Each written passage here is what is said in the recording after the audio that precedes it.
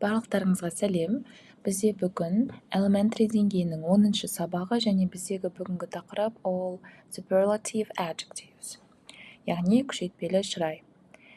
When we use superlative adjectives, we use it to describe an object which is at the upper or lower limit of quality.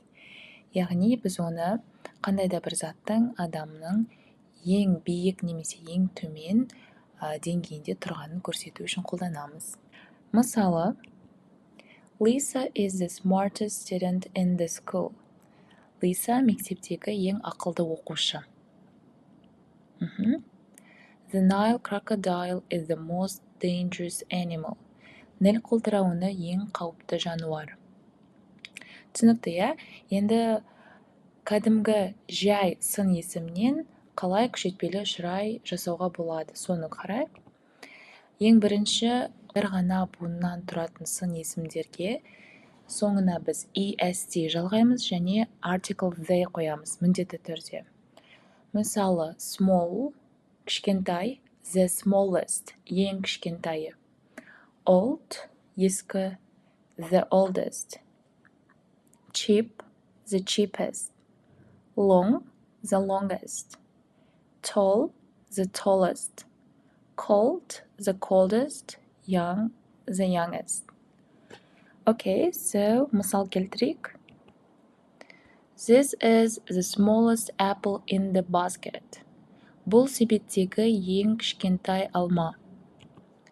This is the oldest building in the city.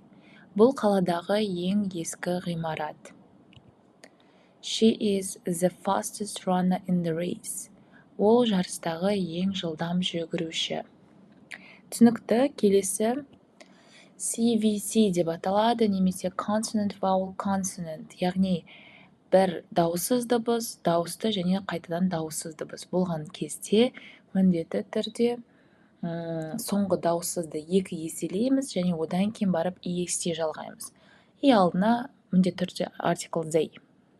So big, көріп тұрғаныңыздай B дауыссыз, I дауысты және G дауыссыз. Яғни consonant vowel consonant. Получается, соңғы G әрпіне, соңғы дауыссызды біз екі еселейміз. Сонда бізде the biggest болады. Дәл солай, sad, the saddest. Fat, the fattest. Hot, the hottest. Slim, the slimmest. Окей, бір-екі мысал келтірейік. Today is the hottest day of the year. Бүгін жылдың ең ыстық күні. That is the thinnest book on the shelf. Бұл сөредегі ең жұқа кітап. Окей, келесі. Егер сын есім y-ға бітетін болса, y-дың орнына I жалғаймыз және де est жалғаймыз. Және міндетті түрде article they. So, easy, оңай, y-ға бітіп тұр. Y бізде түсіп қалады, y-дың орнына I жалғайсыздар және est. Easy, the easiest. Healthy, the healthiest. Pretty, the prettiest. Happy, the happiest. Lazy, the laziest. Okay, мысал келтірейік. This is the prettiest dress at the party. Бұл кештегі ең әдемі көйлек. He is the angriest customer we've had this month. Ол осы айда бізде болған ең ашулы клиент. Okay. Тағы бір мысал. That was the funniest joke I've ever heard. Бұл мен естіген ең күлкілі әзіл болды. Түсінікті, келесі. Егер сын есім ed-ға бітетін болса, онда алдына the most жалғаймыз. The most, yeah? Мысалға, bored, the most bored. Shocked, the most shocked. Tired, the most tired. Excited, the most excited. Relaxed, the most relaxed. Окей, мысал келтірейік. He sat at his desk, staring at the clock, feeling like the most bored employee in the office. Ол үстелінде сағатқа қарап отырып, кеңседегі ең жалыққан қызметкердей сезінді.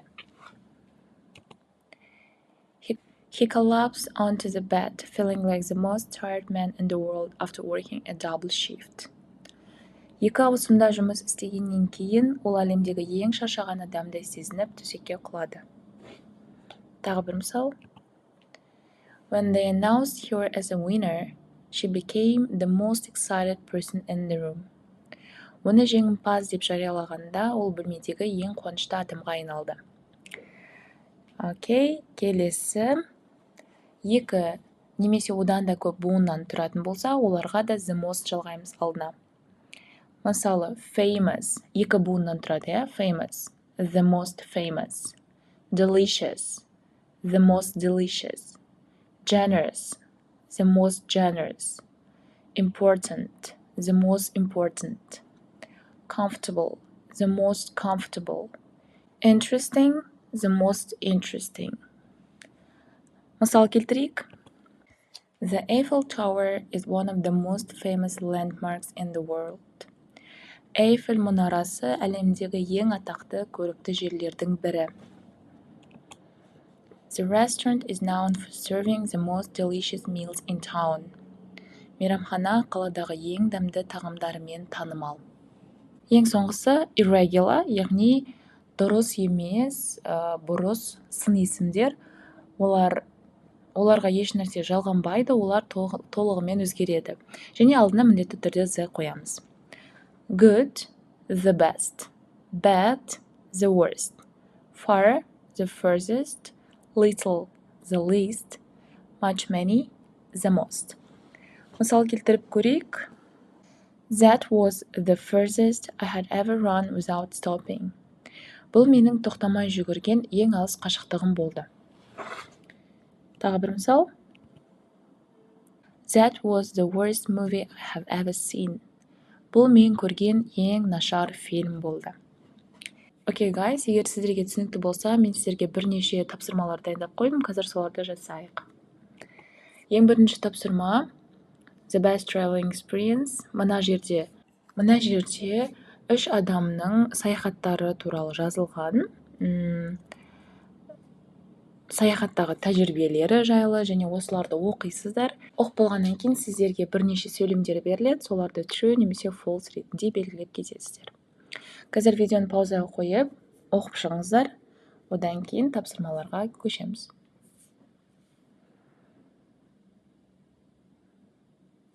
Окей, guys, оқып болсаңыздар, тапсырмаға көшейік. Мына жерде жаңағы тексті оқыдыңыздар, берілген сөйлемдерді true немесе false деп қойып шығасыздар. True ол бізде шындық, false ол бізде жалған. He doesn't like to plan his vacations. Ол өзінің саяхаттарын пландағанды ұнатпайды. He spent a week there. Ол жақта 1 апта болды. The beach was near his flat. Жағажай оның пәтеріне жақын болды дейді. Келесі Ариадна. She went sightseeing and bought gifts on the last day of her trip. Ол көрнекіліктерді көруге және сыйлықтар сатып алуға өзінің ең соңғы күнінде барды. The river wasn't hot when Adriana went rafting. Ариадна рафтингке барған кезде өзен ыстық болған жоқ. Ariadna thinks that Indian people are very nice. Ариадна индиялық адамдарды өте жақсы деп ойлайды. Daniel made his wife a birthday present in Mauritius. Daniel өзінің әйелінің туған күніне Маврикияға саяхат сыйлады дейді. They were diving to see the underwater waterfall. Олар су астындағы сарқыраманы көру үшін су астына сүңгіді. His wife wasn't very happy with the present. Оның әйелі бұл сыйлыққа өте қатты қуанған жоқ дейді. True false жасап шықсаңыздар, қазір тексерейік. Жауаптарын тексеріп алыңыздар. Сонымен біз келесі тапсырмаға көшеміз. Келесі тапсырма Write the superlative forms of these adjectives. Яғни мұнда берілген сын есімдерді күшейтпелі шырайға айналдырып жазып шығу керексіздер. Видеоны пауза қойып істеп шығыңыздар. Содан кейін жауабын тексереміз. Окей, жасап болды деген ойдамын. Жауабын тексерейік. Жауаптарын тексеріп алыңыздар. Және ең соңғы тапсырма. Бұл тапсырмада make sentences with superlative adjectives. Яғни мынау берілген сөйлемдердің ішіндегі сын есімдер қызылмен белгіленген, соларды күшейтпелі шырайға айналдырып жазып шығасыздар. For example, біріншісін мен көрсетейін. This is beautiful city in India. Бұл Индиядағы әдемі қала. Енді beautiful деген сөзді әдемі деген, ең әдемі деп айту керексіздер. This is the most beautiful city in India. Дәл солай барлықтарын жазып шығыңыздар. Видеоны паузаға қойып жазып шығыңыздар, содан кейін бірге тексереміз. Окей, guys, жақсы болды деген ойдамын. Енді жауаптарын тексерейік. Жауаптарын тексеріп алыңыздар. Осымен бізде бүгінгі сабақ аяқталды. Сіздерге барлығы түсінікті болды деген ойдамын. Назарларыңызға рахмет.